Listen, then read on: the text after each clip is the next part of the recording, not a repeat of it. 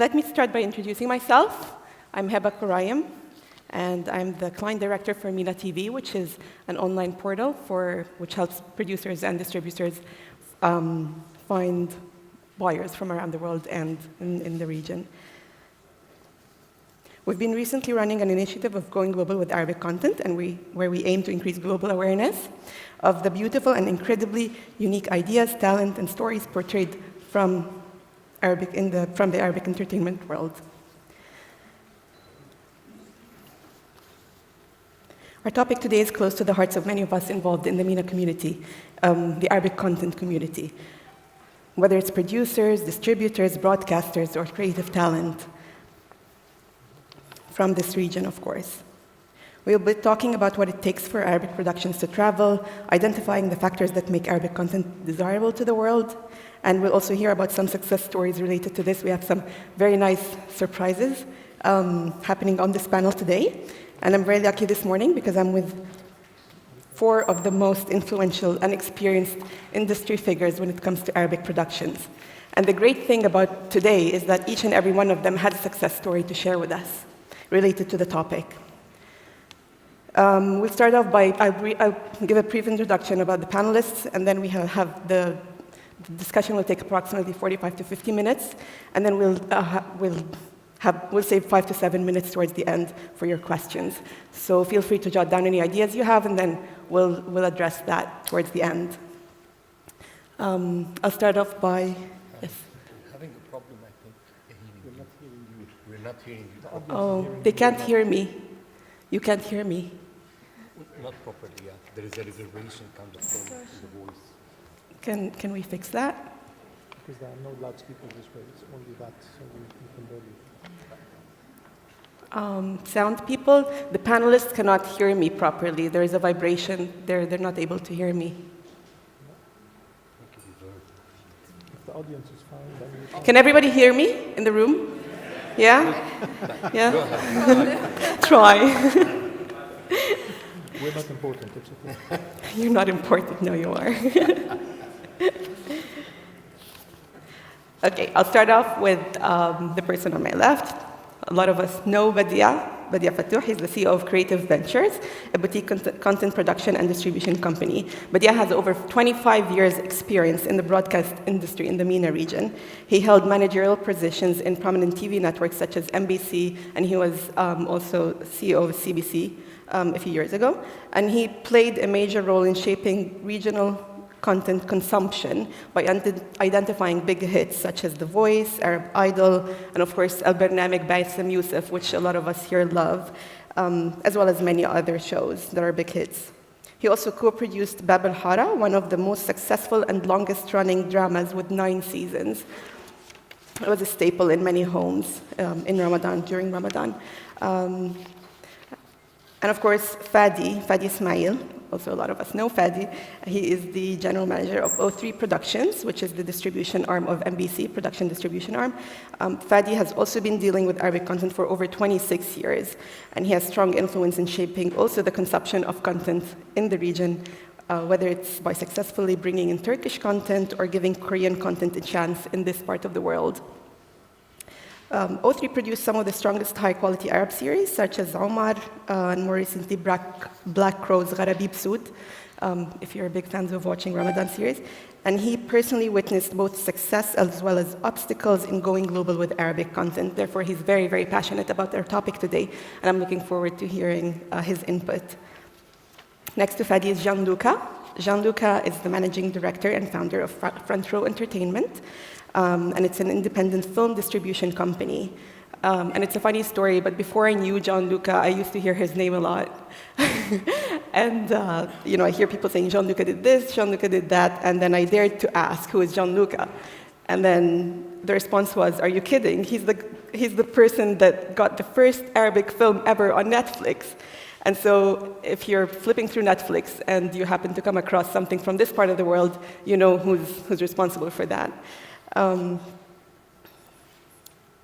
it's a Lebanese film that's on Netflix. It's, the name is Very Big Shot, Film كتير كبير, and it's currently available in over 230 countries.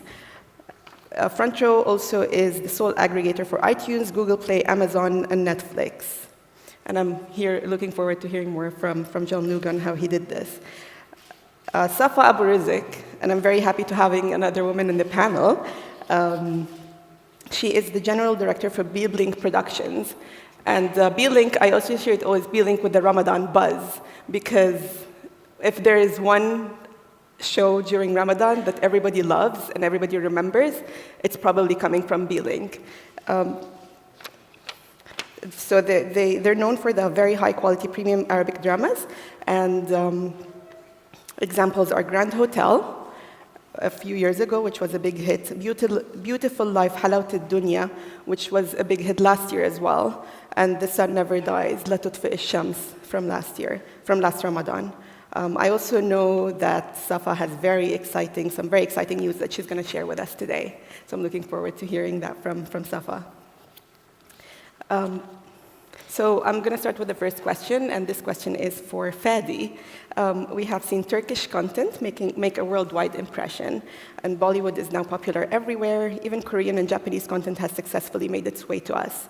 So this is proof that cultural differences is not an obstacle to any type of content traveling. These countries have successfully identified an image or a niche that is acceptable to the worldwide audience. In your opinion, what unique image or story from our region do you think could be desirable to the world? Thank you, Hiba. Good morning. I think the question about uniqueness of content, and one is expected to have a secret formula for uniqueness. It is very simple. What is uniqueness about Turkish? What is uniqueness about Korean drama? What is unique about Arab drama, hopefully in the context of reaching the world? I don't think there's anything unique. Just being from that culture is unique, plus good storytelling, plus good production values.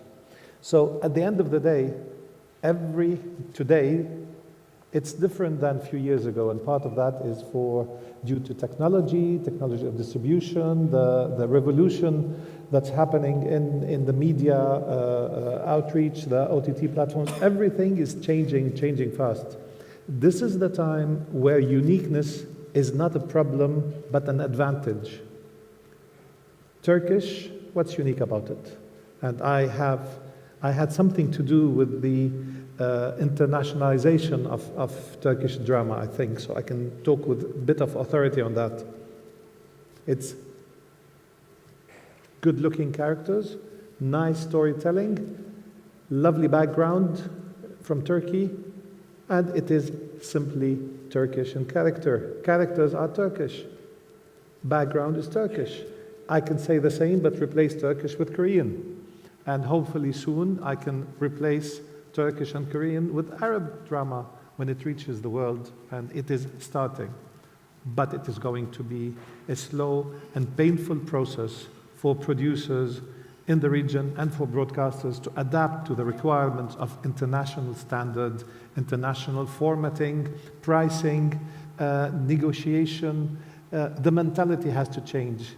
And these are difficult times for the mentality and for risk-taking. But that's the only way for me to go to that, to invest in our uniqueness, and more important, to invest in our own ability to storytell, to tell our stories, but in a sophisticated way, and not in the way that drama has existed. 100 TV series per year is produced. I think only few will have the chance to reach out to the world in the present format, in the present mix of production values and themes and stories. So Fadi identified with Turkish and Korean content that, the common theme is good-looking characters, an excellent story, and its ability to adapt internationally. Do you agree with that? Do you agree that these are the factors contributing? Good morning, everyone. There are reasons, Fadi mentioned many of them regarding the success, for example, of the Turkish drama, the Korean, whether in our part of the world with different levels of success. I cannot claim that the Korean, as per the ratings, were the same success of the Turkish for different reasons. And the Turkish competed mainly in the genre of telenovela. They did not go into procedural, they did not go into other, action, court, hospital drama, and so forth. And they took the telenovela, which was mainly coming from Latin America and was being centered around daytime drama, into prime time by elevating the production values and presenting good characters, as Fadi said, and good storytelling.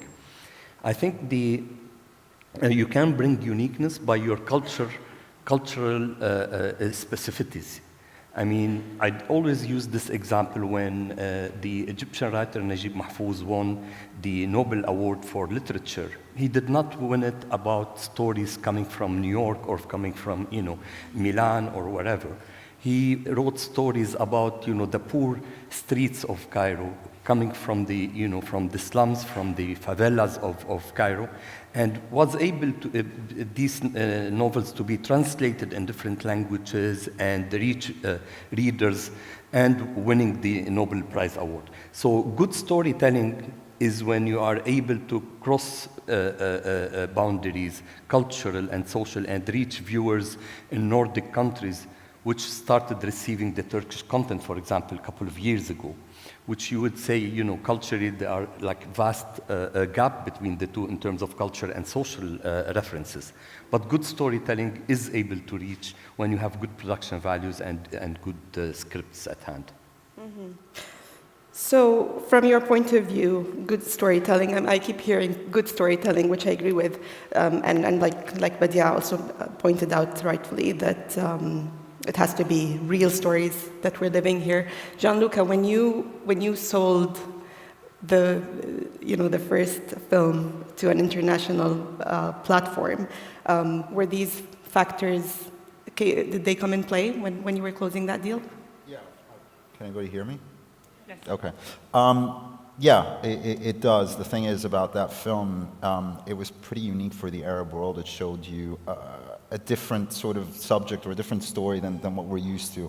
And it was about crime, and it was about crime and basically and corruption and what really happens in a country like Lebanon. Locally, a lot of the press had a lot to say about the film in the sense that it showed or portrayed Lebanon in a bad manner. But the fact is, when you have like your local reporters that say that, it sort of defeats the purpose of talking about new subjects and therefore locally it was criticized. Yet in Lebanon it was a success. But that was again appreciated by someone like Netflix, mainly because yes, it got exposed in major film festivals like Toronto. Which after Toronto, it spawned into other festivals requesting that same film. Again, when it comes to TV over here, seeing a film like this was a bit daring, I believe. Whereas someone like Netflix saw it that daring aspect could be marketable, and that's what they did. But I think again, this is a very small example, but it tells you that there's so much to do, and the future could be bright if again. Subject matters are treated differently. I still believe that, when it comes to free television, you still have to be very careful about what you talk, and it's a cultural thing that you have to respect, but slowly start to change. And I believe at some point, the bigger players are going to have to adapt to international standards just if they want to compete. Mm-hmm. But can I just say something Yeah. about what he said? If you don't Of course, mind? Fadi, go ahead. Sorry, Safa, if it's your turn, but he's used the word daring. In movies, you can be daring. On television, Yeah, no, that's what I said. everything you said is true, but I want to emphasize it in the sense that in this, we are still a bit far from doing content on TV that is daring, that the Netflixes of the world will take note of. Because our audience is mainly the Ramadan mass audience. Mm-hmm. There is a limit to how much daring you can be in such a environment.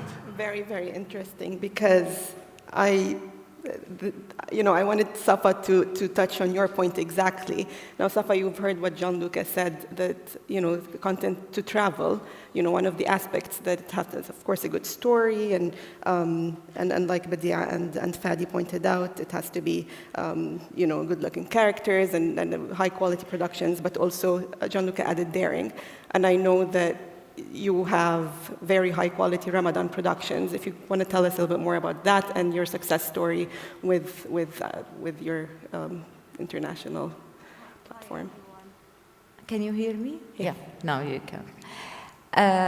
Thank you for this invitation, and it's my honor to be with you guys, and of course with Fadi and Badia. They were my masters in MBC. So I came from TV, and 5 years ago we had launched B-Link Productions as a drama production house. I also believe that being unique, there's no secret formula for being unique. If everybody knows this formula, everyone could have done it already. I think the good product should be backed with a good taste from the producers themselves to have the right formula and the right factors together. It's about the mix. It's not only about a good story or a good director or a good cast. It's the secrets of gathering those people together and have the right mix that they can have the harmony and the chemistry between them.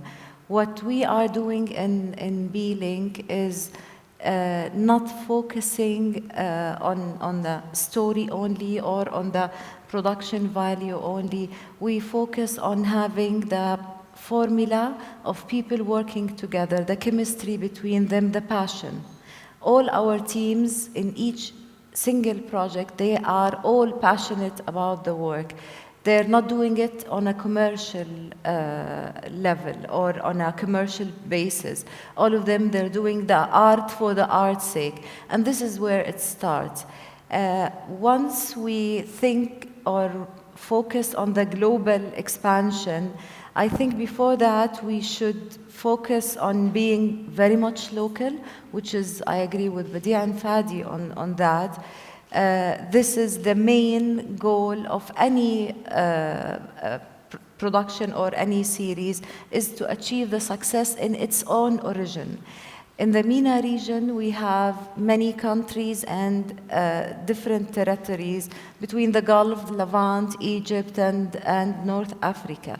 If you manage to have a project that is being seen in all these different countries, you have already succeeded, okay? And later you will be noticed, and other players will come to you. And this is what is actually happening with us. It's the criteria of success is to go beyond. If you have a project in Egypt and it's being acknowledged or seen in Lebanon, this is a success. If we have Halawat al-Dunya last year and the most hype comes from Kuwait, for us, this is satisfactory. We know that we might touch the people in on the own culture of each series, but if you outreach and reach on the Gulf or the Lebanese or the North Africa, this is a success for you. Once you have reached this, okay, I think you will be noticed globally, and it's still very early. For a region like the Middle East, which was way behind 10 years ago. Once the Turkish drama started, we were, like 11 years ago, we were way behind. All the directors, the good talents, they were only in the movies industry. Now we brought them into the TV on free-to-air, and now we have a good talents working on a regular, family-friendly, not daring, not controversial, a family-friendly content, but with the right formula. So it's, I don't think if we want to go globally, it should be a daring, it should be, you should cross all the borders. You should have the right mix, and you should reach first in your own Arab world, all of it, okay, before you think and So reach. did you manage to achieve that? Did you manage to? This Yeah. is the news we were talking about. We had 2 years ago, we had the example of Grand Hotel series, which was seen and noticed by all Arab countries. Now we have managed to sell it to Netflix, and it's already now being sold globally, and it will be translated. Thank you. Congratulations. Thank you. So it's working. Arabic content It's is working, going. and- We've got now the first film ever to be on Netflix from Lebanon, and the first drama series to be on Netflix from Egypt, right? So congratulations to B-Link. Very nice success stories. Can you be the bad boy? Fadi wants to. Thank you. Netflix, we hear a lot about Netflix, and it's the target of every producer to go and knock on their doors, and I've done that, and I'm doing that. In Turkey, we have the first Turkish drama original for Netflix. In the region here, the problem is there is 100 series produced every year. So for the last 5 years, let's say, there's 500 series available for the international market. I'm just throwing numbers.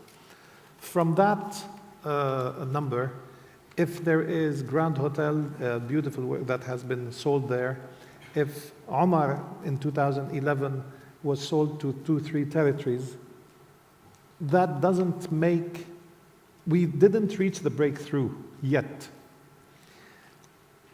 What I'm trying to say, in other words, is that local success is necessary, but not sufficient.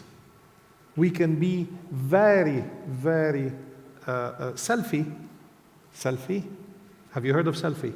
Selfie is the #1 rated series in the region in ratings. It can't be sold internationally because it's very local, because it's very although it's very successful. So there are requirements. I do believe that our 30-episode series for Ramadan, in general, and generalization always has some injustices, but most, if not all, of our 30 hours drama series should have been 10, but we decided to elongate it and elasticate it. Does that word exist? Yeah.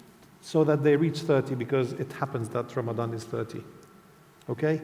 That is not a formula in the world that can compete with what is required for the slots of a season in the main market. Now, even Turkish, and I am a producer of Turkish content and I know what I'm saying, even Turkish only takes the slots of telenovelas, the 100 episode. Arabic series are 30. They have to compete with other slots, the slots that are high production values, daring in subject matter. And we're still far from that, simply because if we go back to the origin of the daring, everybody wants to be HBO, to use another brand. But HBO is a pay channel. You have to pay to get HBO.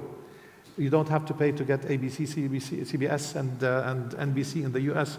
The differentiation is HBO wants you to pay, and in return it gives you daring content not available on the networks. Here in the region, there is no paying. You don't have platforms that you pay for and gives you original Arabic content yet. Mm-hmm. It might happen, it should happen, it will happen, but it will take its time. Let me just add one thing, Fadi. Even if you have a paying network that will be able to commission original Arabic content, there will still be limitations for the time being as we know it on the level of content and how daring you can get and how edgy you can get. And it would compromise to a certain degree this offering in terms, I mean, Showtime in the US, their slogan is see it first, see it all. When Showtime, before the merge with, and became OS, and they tried to do this at least with the American content, and they faced issues from censorship point of view. Whether you are now video on demand, pay TV, free to air, definitely free to air has more exposure and more problems. There will still be limitation to present edgy and daring content to a large degree. But the creativity will be better. Our writers, when you go to, there are many faces that I recognize from Europe and the US. When you tell anyone that there's one writer who wrote 30 episodes in 3 months, these guys, these writers, some of them are my friends, must have a huge IQ and enormous nuclear energy to do and creativity to write that. You cannot have good storytelling written by one person in 3 months and produced after that in 2-3 months, and then we call it world standard. That is an impossibility. So we are still far from that. What will the pay do is allow for better creativity, because the writer will decide if the story can take 7 episodes, 8, 10, 12, 15. It will be much stronger, much more captivating. That's one road to success. So you've identified the limitations. From what I can understand in your discussion, the limitations to content that can actually travel is, number one is funding, and number two is creative talent, the availability of creative talent. Is there a third factor that I'm missing? That First of all, I think that, again, can you go, oh yeah. First of all, I think there is a lack of writing talent over here. It's not just the whole production. I think everything starts when it comes to the lack of writing talent? Right, yeah. There's not much, you don't really have like one name that you can say, this guy's really going to deliver like something amazing, like a David E. Kelly, the guy that did, I believe, Sopranos or so on. You don't have that name. There isn't that system over here. So again, as far as, from experience and from what I've seen, the writing happens in, how long does it take to write a whole series? Fadi, you've worked on this. Yeah, so Not 3 months. right, exactly. 3 months. So you have a lot of like the development, at least outside. It takes years. It's not just like 2-3 months, and then you're going to shoot it for what 2-3 months, another 2-3 months, and there you have 30, 40, 50, 60 episodes. I think the lack, it's there. It's all there. Plus, there's also one thing which I believe, and this is part of, it's been ingrained in the culture right now, is that a lot of the writers do auto-censor themselves just because, they have to have their stuff, eventually released on free TV. So I believe that's the greatest and most damaging form of censorship, when you auto-censor yourselves. When you have platforms like Justly, as Fadi said, like an HBO, you don't have that problem. You can go all out. You will have your House of Cards, or your Game of Thrones. Netflix, in that case, they did House of Cards. Amazon did American Gods, and so on. But the thing is that you have the liberty of writing. You have the liberty of writing whatever you want, and then it's up to the producer to say yes or no. So it's that, and I think because of the introduction of these platforms, these international platforms, again, I think all of this is going to change, and the encouraging part of it is you're going to have a lot of new talent that are going to exploit that. And again, it would be like Fadi or Badir or anyone's job to sort of encourage this, and slowly it's going to take some time, but eventually, this is going to happen. So again, I see it bright. The future is quite bright. So I want to focus on, yes, Safa. I don't, we have, every year we have 100 series, and most of them are being written in a very short time, but this is not the, everything. The ones that stood out and the ones are good enough to be named as a good project, they were never been written in 3 months. In our work, we have the mix between scripted formats, which we buy scripts because we know that there is a lack of writing talent, and we have the original writings. Once we have a series of from an original writing, it never takes 3 months. We take 2 years each one. Once we deal with Abdurrahim Kamal, who is an excellent writer, he waits 1 year to deliver another series. So he works every 2 years. He delivers one series. Once we have a good original writer that has his time. One of the limitations in our productions in the MENA is the time. Time is money, and everyone wants to produce quickly and reduce the pre-production time and the filming time. And of course, this translates into money. If you have the time and you have the money and you have the good writers that write every 2 years one project, this is what will make it a good one. So it's not everyone does write in 3 months or 2 months. It's the majority, and those projects will never see the light and will never be a good example of a global distribution. We need to have the budgets in terms of limitations of like being daring or of the censorship. I think the only solution, because all of us are producing for free to air, and this should be family friendly. The solution for everyone, and that's why everyone is excited about Netflix or any pay platform, because we will have the liberty and the openness in demonstrating any subject. We will have the ability to talk about areas that are kind of taboo. We will not go into erotic direction, but we need to have the ability to talk openly, more openly than the free to air. And this is what we're currently trying to do. We are developing many projects with those pay platforms and with bigger association to be able to tell stories in a different way. Maybe it needs a year or 2 years for these projects to see the light, and that will be another discussion. Maybe we will have to be here. Despite the limitations that you've just mentioned, despite the funding, despite the lack of time, we have to fit as much possible before Ramadan. The limitations on creative. The problem is that everybody wants to release during Ramadan. This is a major problem. Like, there's no main shows or big shows that are outside of that month. So you have like 100 shows that are being produced per year. Most of them, or if not all, how many Fadi Badia, how many of these are aired during Ramadan? 70 of 30. Right, so 70-80% of the product is mainly tailored for Ramadan. 70 or 80%. Yeah, which is insane. Like throughout the year, you don't have anything.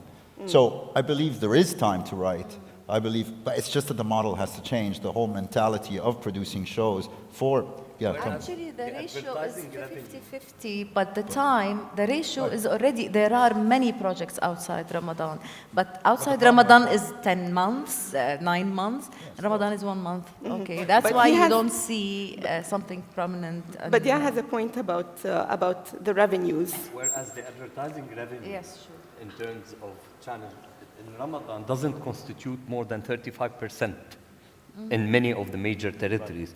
So whereas there is 65% of your revenue coming outside Ramadan, mainly it's going for non-scripted shows, pillar shows, outside Ramadan. It should go more into also the scripted part and having more original content. Exactly. Original content is outside of Ramadan.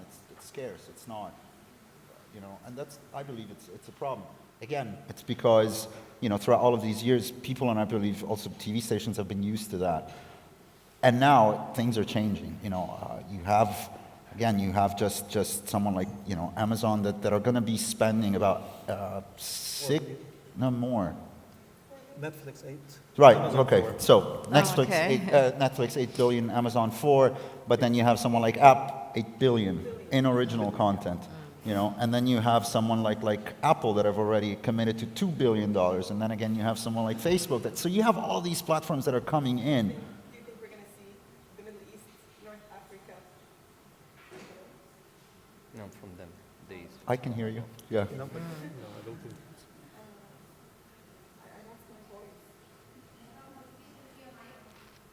I lost. Okay, sorry. You didn't. Yeah. So you're saying it's not working. It's not working. It is. It's not working again. It's not working again. raise your voice. You said 8 billion is coming Don't move. Don't just. There's something with the voice. Okay. 8 billion is coming from Netflix. 2 billion is coming from Apple. Do you think the Middle East, North Africa? Oh, thank you. I think it's fine now. Do you think the MENA region is going to see any of that? Eventually, yeah. Eventually, yeah. I mean, it's bound. The thing is that they with local content that translates to subscriptions. Right. Already obviously nobody would disclose the numbers of subscribers to it's not made public. But if they want to have more subscriptions from the region, they're going to have to start doing not only general Middle Eastern and mainly Egyptian shows, but they're going to have to go even more local. So you're going to have UAE shows, you're going to have Kuwaiti shows, you're going to have Saudi shows, and so on. On OTT platforms. And I think Fadi is not agreeing with this. I'm pessimistic about today. Can you hear me? Yeah. I'm pessimistic about today, optimistic about tomorrow. Optimistic that competition will create the dynamism. And when we're talking about Netflix and Amazon, and they are coming to the region, and they might spend each one $5 million. Forget about the 4 or the 8 billion. Yeah. The 5 million each. There is, I think, 400 global OTT in the world now. Maybe few of them are working in the Middle East, and none with local content. And if somebody wants it, they will experiment with one. So there is a snowball that will happen slowly but surely. And let's say just 10. Let's do some mathematics in the morning. 10 global players come and invest each one $5 million. That's a game changer. That will create also competition with the local content. I mean, a lot of big players in the region, even telcos, and even obviously NBC has Shahid Plus, and Shahid, which is the biggest VOD platform in the region. Everybody will have to compete, and everybody will put premium content. And the premium content that we'll put will be not 30, but 10, 15. The storytelling will be good. The production value will also be better. And therefore, we will have that kind of elevation of quality of storytelling, quality of content that we all dream about. We're not there yet, so let's not dream that we are there. We're in the beginning. I cannot predict, and nobody can predict. If somebody can in the audience have a secret formula to predict how many years this will take, but there is a crisis right now, and nobody wants to take risks in content. Viewing habits are what they are. To change them will take time, will take investment. Investment is risky at this moment, so it's going to be a slow process, hopefully energized by the outside international players, hopefully. So, Badia, I know that you have input in regards to what Fadi just said about it being a very slow process, but we've already seen the success stories happening. So it's baby steps, maybe towards something big that's taking place. And with the current changes in consumption of the content, and it calls for a change in approach, of course, in the way the content is bought and sold. So what do you think this is going? Where do you think this is going? Do you agree that it's going to be a snowball effect that's going to happen all of a sudden? Or do you think it's going to take maybe five years for changes to happen? I think We'll find it is out. based on many factors. It is based on many factors. in terms of changing viewing habits. One of them is the fact that many Arab countries have a young population on one hand.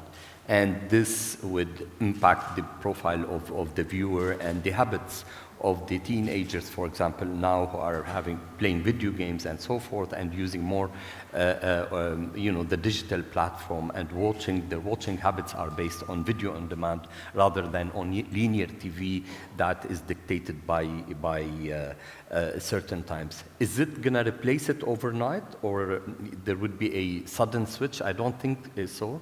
I think the name of the game would be coexistence for a period of time between the platforms like free-to-air, video on demand, pay TV. Each would cater for a different profile of viewers, and taking into consideration the economic factors that, if you have something to watch for free and you cannot afford, or it's a financial burden to afford, the subscription, whether the VOD, the SVOD, or the pay TV, this would come into play as well. I think the competition will be, the entrance of these international platforms to the region would create hopefully a demand. And hopefully it will drive the competition between the producers to elevate the standards of production. But I think what's missing, speaking earlier by the colleagues about the limitation and the problems of the production, I think what's the main thing is this partnership that we miss between the broadcasters and the platform and the production companies in developing content. It's not only like time frame per se, like 3 months or 6 months. Definitely, like Safa said, there are writers who take a year to develop it. And like Fadi said, there are people who are forced to deliver a 30 episode like in 3 months because you have to go into shooting because Ramadan is coming, and everybody has to run in that direction.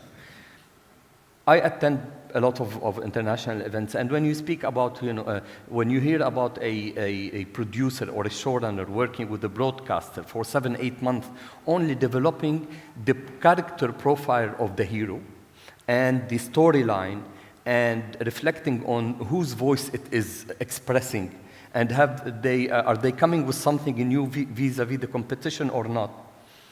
Definitely, we don't have this luxury yet in our workflow and our production cycle. You don't have this partnership between the broadcasters and the producer working 7-8 months, investing time, effort, and money to develop something that could be new and unique and so forth. This cycle, I think it's affecting most, the outcome or part of the limitation. And lack of feedback as well. You mentioned before lack of feedback from the viewers. Feedback in terms of. Not knowing, I remember you once in a conversation that we were having, not knowing the feedback of the viewers in terms of ratings. This is the issue, this is the issue of the people meter. When you have, for example, a daily feedback and a prompt one, credible one, for how many millions of viewers have watched or not watched your content, this would have an impact. I mean, there are many series in the US that ends 8 episodes, for example, and the first thing they taught us, when you see a series with 8 episodes, don't buy it. This means it was stopped mid-season, it didn't do well, it flopped. Or when, the Turkish, we're talking about the success of Turkish drama, I think Fadi and Safa can tell us how many Turkish drama are axed every year after only few episodes. This dynamics of feeling that if you don't sustain the rating, you will be axed out of the prime time. It will create a different dynamics in producing, in writing, in being really sharp, and so forth. But when you produce 30 episodes and then you put it on air, all of us, by the time you know the feedback, it's finished. It's done. Yeah. So internationally, the way it's done is you air the first few episodes while production is still running. So in this part of the world, they do it all in one shot, and then it either flops or it succeeds. Exactly. We're talking a lot. Can you hear me? We're talking a lot about the ready-made, the ones that we've produced, and we want the world to see it. We're doing something else, and I see Vijaya wants me to. I will end, at least me, on a positive note. I will say that we are now developing or co-developing content from the region, characters, events, stories, IP, books, novels, bestsellers from the region. And we're doing that with international players like anonymous content in the US, like Propagate in the US. I just want to mention, who saw Gomorrah, the Italian drama? It is in Italian, which is not spoken in the world except in Italy, if I'm... so it is a local production, but it is so good. The Killing, The Bridge from Denmark. How many people in the world speak Danish?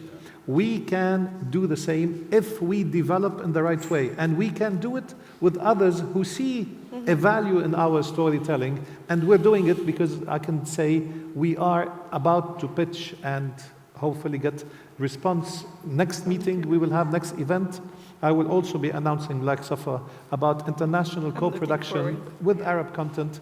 And there is another deal that has been done, but I cannot talk about it. I'm sorry, but I have to tease you. So I'm optimistic for the future. I'm looking forward to that, Fadi. Vijaya, how much time do we have? You can have 5 minutes to ask questions. Well, Otherwise, I have one just question before I open the floor for questions. Just one more question. I was keeping the best for last. So just one country, one word. If one title was to go viral internationally, Game of Thrones style, or say James Bond style, if it was film, which country in MENA would it most likely come from? Just one country.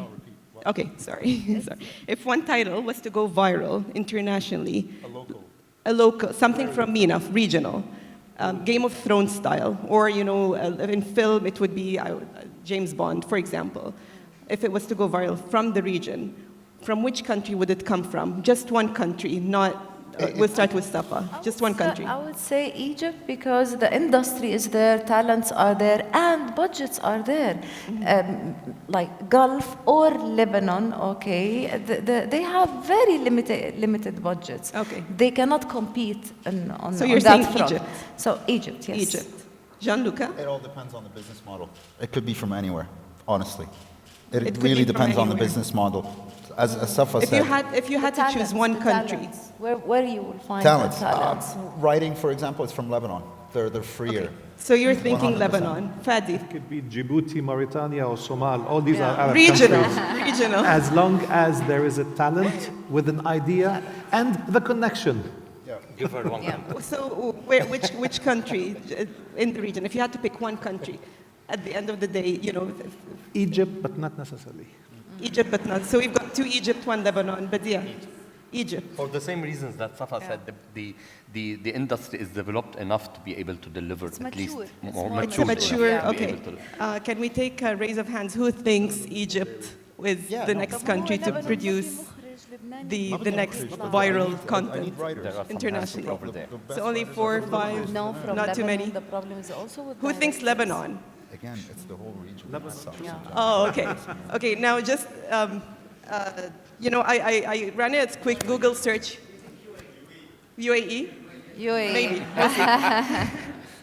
I ran a quick Google search yesterday. If we take international awards as a measure of success of Arabic content going internationally, I was very surprised that, let's say, the Oscar Awards or Emmy Awards, 34 entries were from Egypt when the Oscars started, 34 submissions.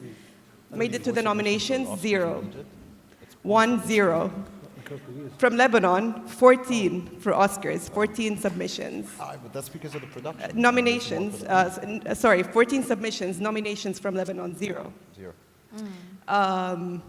There was one Oscar won by a country from the MENA region.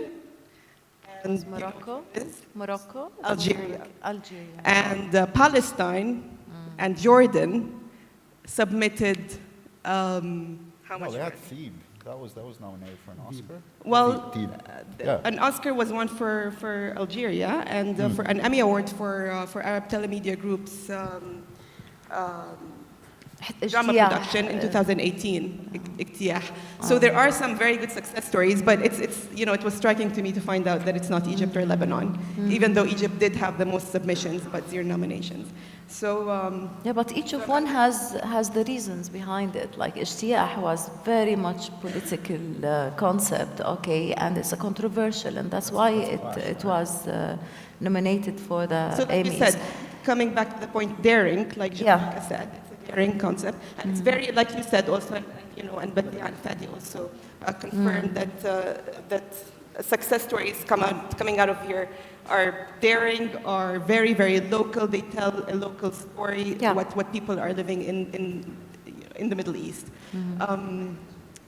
So I'm going to ask the question again. If there was knowing those facts, if there was a piece of content coming out of the Middle East that would make its way internationally, going viral internationally, which country would it come from? Do you think? Again? Still, well, I just gave you the facts. It depends on the talent. If you think about Clash, I guess that's the Clash, yeah. Okay. Yeah. That film premiered in Cannes, and again, it was like the subject matter of it that was pretty cool, and the way it was shot, it was pretty cool. We distributed From that which country is it? Sorry? Clash. From which? Clash is Egyptian. Egypt. Oh, yes. Yeah. You know, and that film made it to Cannes, and it had like a lot of publicity. Again, the ones that travel, though, again, is all about the subject matter. If you have your usual formulaic subject, that'll never travel. But look at, for example, people like Nadine Labaki, for example. She gets, Sony has bought her film internationally. It was released in pretty much, the U.S. You have someone like Ziad Dwairi that was at Venice or Arab Idol. These are all subject matters that can travel. Like locally, again, other than in Egypt or even in Lebanon, like these would work, but then again, they won't travel throughout the rest of the Middle East, which is a problem. But again, I believe all of this is indeed changing, and again, Yes. it's all about the subject. You've identified that OTT platforms coming in place. Everything's changing now. There's a lot of opportunities. You've mentioned some really big numbers, and like Fadi also said, the production quality is really going up. And we're not going, nothing is going down. So it's all looking very positive. Do we have 5 minutes for questions? No more. You took those 5 minutes. Come on, 5 minutes. But we can take another 2 questions, just Okay. 2 questions from the panel and from the audience. Any questions for our lovely team out here?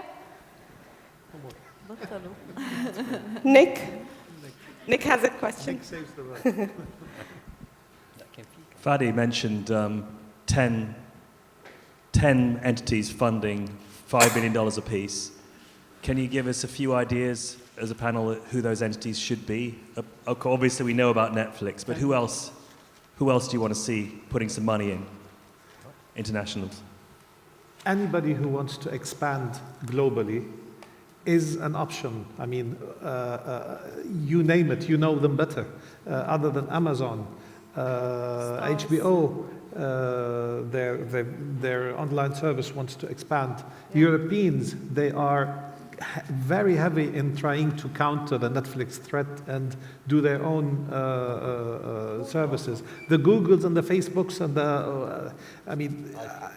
thank you, iFlex from Malaysia coming here and investing. And that would also make the local players invest in premium content. So it will be a dynamic, competitive landscape that will be built slowly but surely. Or that's my wishful thinking, maybe. And the cable as well, cable operators, Etisalat, OSN, they are also competing on the original content. But So, it has to have a local success, I think Safar said. yeah. Those comers will complement but not replace local funding. As small as it is compared to the potential international, you have to have a local success and you have to have local platforms because Regionally, it's not small. If they want to have a regional reach, definitely the reach is by far mostly Arabic audience watching original Arabic content.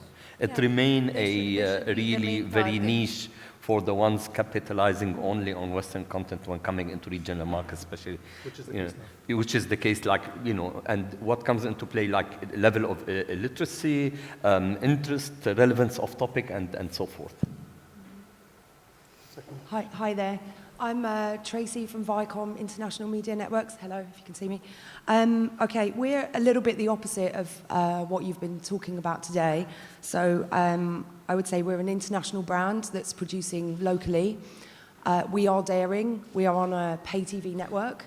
And I understand the limitations we all have with producing content. We have produced the first stand-up comedy in the region that goes out on the OSN network. And I consider that our storytelling, although it's personal stories of our comedians, we are trying. What I'd like to know is, we've all been in the industry quite a long time, and we all talk about the limitations or the barriers of entry. What I'm wondering is, it's inevitable that Netflix or Amazon will invest even a small portion of their budgets in the local region where there is huge storytelling abilities and has not been exposed yet. But what steps are you doing? Fadi, is O3 producing for Shahid exclusively? What I want to know is, whose decision will it be? Is it a chicken or egg? Are we waiting for Netflix and Amazon to come and produce before we do? Or are we looking more at collaboration with them so that we can kind of ride the wave with them? Is it ad sales decision? Is it your decision? Or what do you think will be the tipping point? I think first we have... Can you hear me? I can.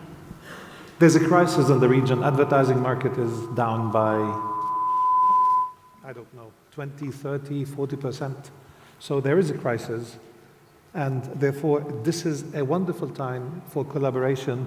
This is a wonderful time for co-production. This is a wonderful time for doing things that were not possible before due to commercial reasons or ego or whatever it was.